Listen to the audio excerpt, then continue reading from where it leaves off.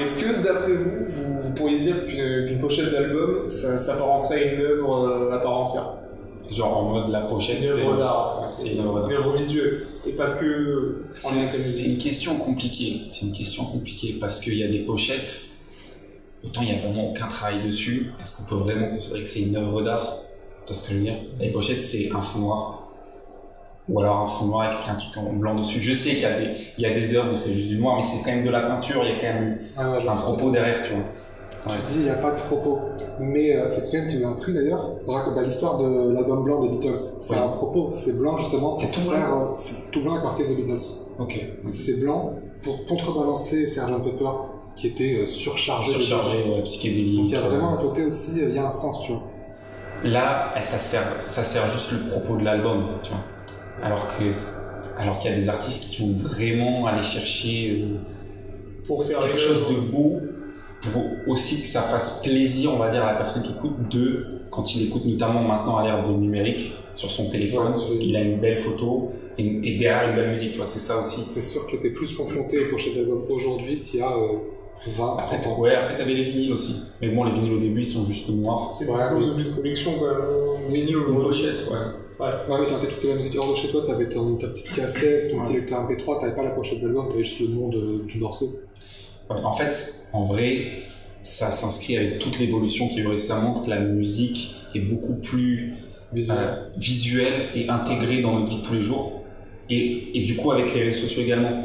Tu vois, quand l'artiste il est forcément sur Instagram, il est forcément sur Twitter, quand il va sortir sa pochette d'album, il sait qu'il va la poster sur les réseaux, il faut qu'elle soit d'elle aussi.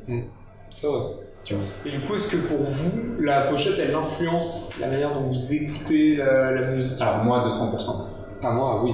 Il y a des pochettes qui me font moins aimer des albums. Complètement. Je pense que c'est surtout ça, il y a des pochettes qui peuvent me rebuter.